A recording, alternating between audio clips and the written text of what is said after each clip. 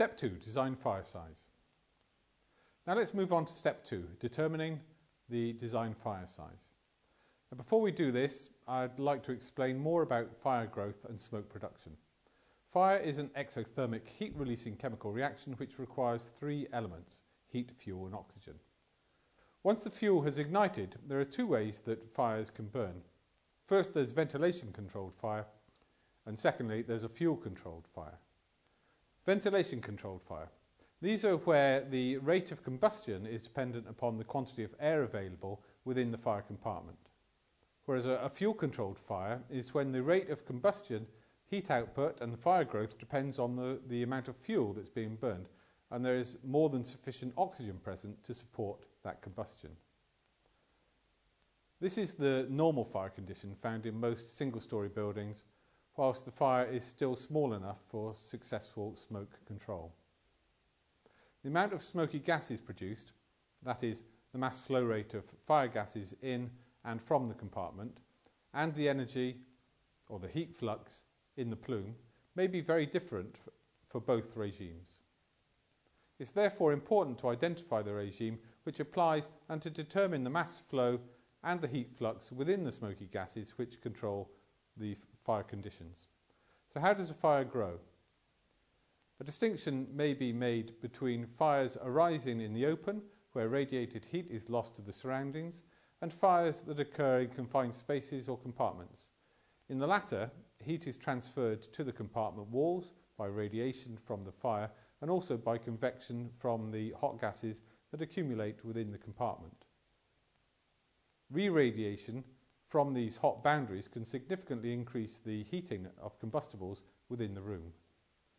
The fire starts for whatever reasons, and its rate of growth depends upon the materials involved and their positions relative to each other.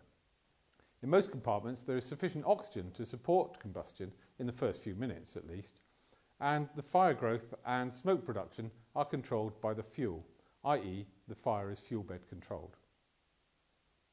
Smoke from the fire arises in a plume to the ceiling, and as the plume rises, air is entrained into it, increasing the volume of smoke and reducing its temperature. The entrainment increases with increasing height of rise of the plume. The smoke spreads out radially underneath the ceiling and forms a layer which deepens as the compartment begins to fill.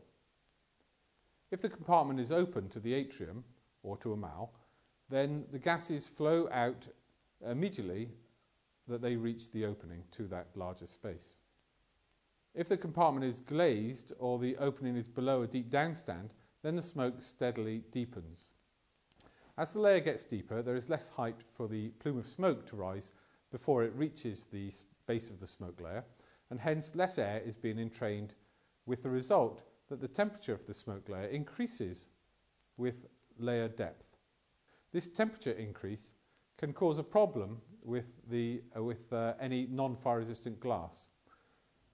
This can break at temperatures of less than 100 degrees, and therefore once this temperature is passed, there is an increasing likelihood that the glass will fracture. If the compartment is sprinklered and the water spray hits the glass, this combined with the glass being heated due to radiation can cause the glass to shatter. The smoke and hot gases will then flow externally to the atmosphere or enter the atrium where one is present, or both depending upon the nature of the compartment and its relative position in the building. The threat to other levels in the atrium can be reduced by venting to the atmosphere. Indeed, there will be situations where all the smoke is vented to the atrium, as you can see here. There is so much mixing of ambient air into the plume that except close to the fire itself, the hot smoky gases can be regarded as consisting entirely of warmed air when calculating the quantity or the mass flow rate of smoke. Initially, this mass flow rate of smoke will be controlled by the quantity of fuel available. However, the geometry of the opening and the atrium has a crucial effect.